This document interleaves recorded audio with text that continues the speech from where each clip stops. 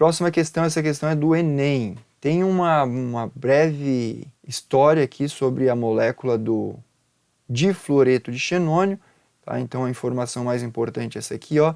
Dentre os compostos conhecidos, um dos mais estáveis é o difluoreto de xenônio, no qual dois átomos de halogênio se ligam covalentemente ao átomo de gás nobre, que no caso é o xenônio.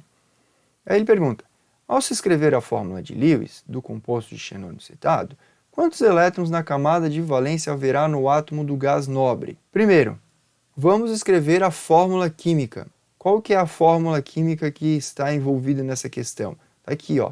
O nome dele, do composto, é difluoreto de xenônio. Difluoreto de xenônio.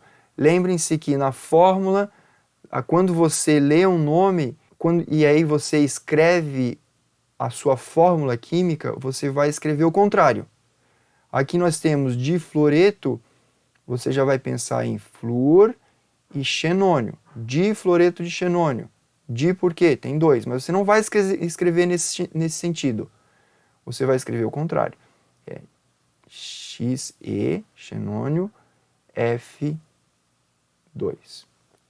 Difluoreto de xenônio. Então a gente lê da direita para a esquerda. E quando a gente escreve a fórmula, você escreve da esquerda para a direita.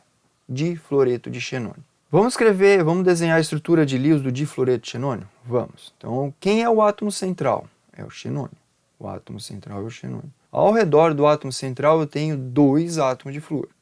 Vou colocar eles o mais afastado possível um do outro para que haja a maior distância entre eles, causando menor repulsão eletrônica entre os pares de elétrons envolvidos aqui nessas ligações. Agora nós vamos desenhar o quê? O símbolo de Lewis de cada um. E aí você vai lembrar que o flúor é da família 17 e o xenônio é da família 18. Mas eles até estão dando essas informações aqui na questão. Ó. O xenônio, camada de valência 5s2, 5p6, 8 elétrons.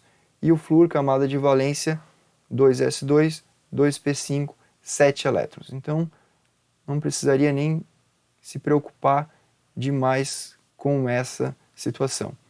Da mesma forma aqui, pronto, 7 elétrons para os átomos de flúor e eu vou colocar em outra cor para os elétrons do xenônio.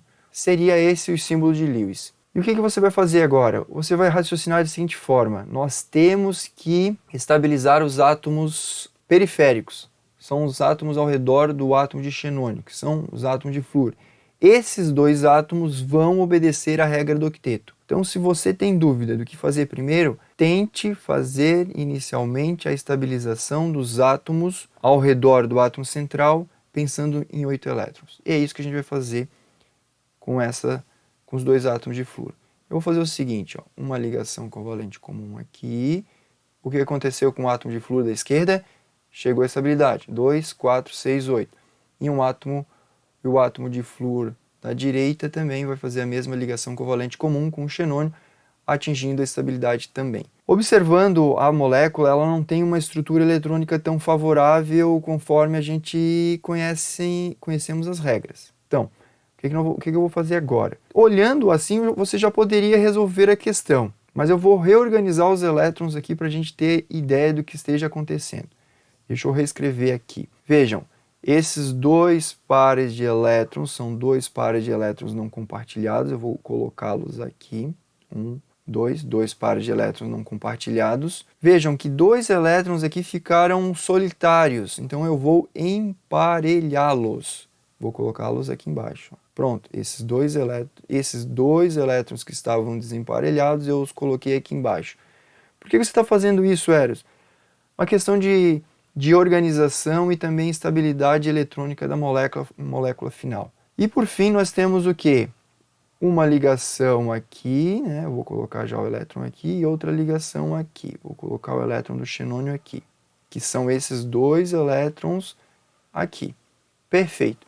Agora eu vou reescrever o átomo de flúor do lado esquerdo e o átomo de flúor do lado direito. Os elétrons de valência do flúor, e esse elétron eu vou colocar aqui, que seria o elétron compartilhado. Da mesma forma, eu vou colocar aqui para o átomo de flúor do lado direito.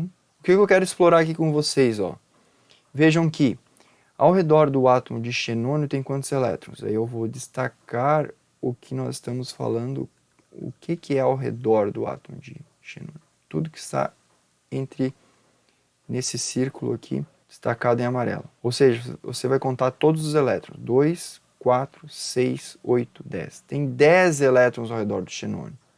Ou seja, a letra correta nessa questão é a letra C. Bom, mas aí eu poderia explorar mais algumas informações aqui. Quantos elétrons tem o átomo de flúor? Vamos circulá-los, destacando-os. 8 elétrons. 2, 4, 6, 8. E da mesma forma para o átomo de flúor. Pronto, nós temos aqui uma ligação, duas ligações covalentes comuns, que são essas duas ligações aqui. Nós temos aqui no átomo de xenônio, que poderia ser até uma alternativa a mais aí na questão, quantos elétrons não compartilhados, ou melhor, quantos pares de elétrons não compartilhados tem o xenônio? 2, 4, 6. São 6 elétrons, 3 pares. 3 pares de elétrons não compartilhados. Lembrando que esses 3 pares de elétrons também podem ser chamados de pares eletrônicos livres ou pares de elétrons não ligantes. Não ligantes, não compartilhados ou livres. E esses pares de elétrons que estão livres, eles estão disponíveis para fazer qualquer outra ligação. Lembrando que aqui nós temos uma exceção à regra do octeto. Não quer dizer que todo gás nobre não fará ligação. Faz, dependendo das condições, faz. E é exatamente o que a questão está explorando. É uma questão que explora que os gases nobres também fazem ligação em condições especiais. E aí, no caso, nós estamos levando em consideração aqui quantos elétrons ao redor do xenônio? 2, 4, 6, 8, 10. Se tem 10 elétrons, nós estamos numa exceção à regra do octeto, que é a expansão do octeto.